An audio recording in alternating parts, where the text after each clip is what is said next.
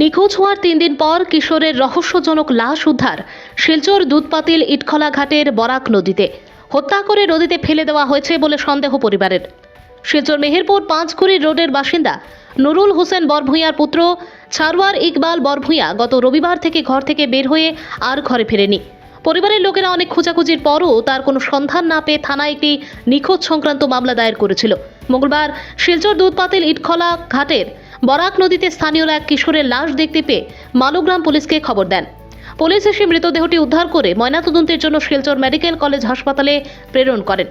সংবাদ মাধ্যমে খবরটি প্রচার হলে মৃত কিশোরের পরিবারের লোকেরা এসে শনাক্ত করেন। তাদের অভিযোগ, ছারওয়ারকে হত্যা করা হয়েছে।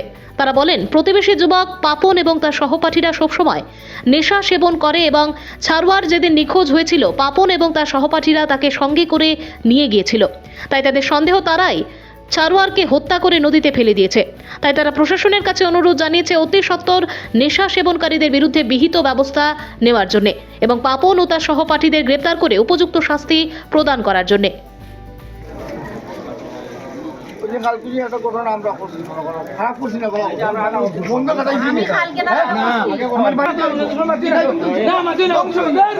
আমার ভাই বেজান হয়েছে মেহেদি ভাই আমি আমার মেমারি ভাই শুনতে পাচ্ছি না আমি একলা এটা জোগাড় করতে পারছি না কোনো বেজান লাগিয়ে দিব তো ভাইগো গিয়ে যে আমি দেখি সামনে বেকার ফরক কিছু পারে তার লাগে টাকা রাখি দিব 10 লাখ টাকা আছে হে বড় হইলে এমনি জোগাড় করে এমনি তার ফরাই ছিল তুই ছাড়ি দিয়ে কত বন্ধ কইছি রে বাবা আমার ভাই কত টাকা বুঝিস তারা কিছু করার দাম নাই লাগে তার আমি কত দিন জোগাড় করছি কইছি করে কিছু করিস না তুই আর তারা অবুল শুনাল টাকা জোগাড় নেই মানে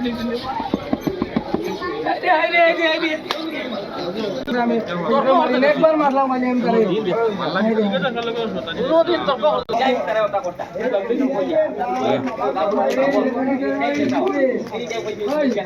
ওই জায়গার ভিতরে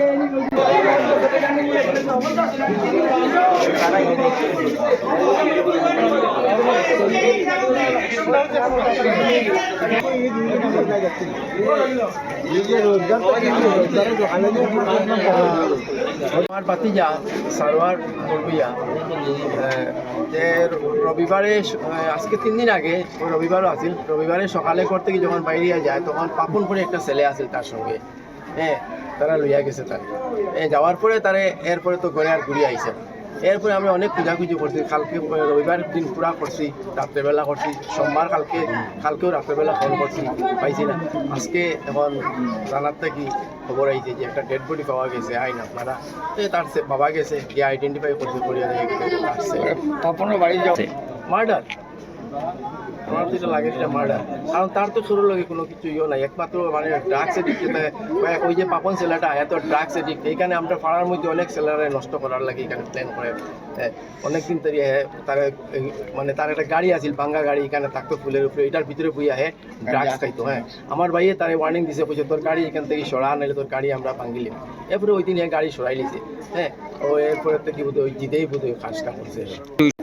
যে মারা গেছে তার বাবার নাম হইল নুরুল হোসেন বরভূঁইয়া মিন্টু। এটা সুবিচার চাই। পাপনের সঙ্গে আরো একটা ছেলে আছে শিবা না, এরারে আমরা ফোন করছিলাম। এরা কালকে রাত্রে কইছে আমরা এখন রংপুর আছি। তখন আমরা এখন ওটাও চাই যে মানে আমরা তাছাড়া জেলাধিপতি যে আসুন তাই আর আমরা অসীম মহাশয় তার কাছে আমরা মানে সুবিচার চাই ওটাই, আর কিছু না।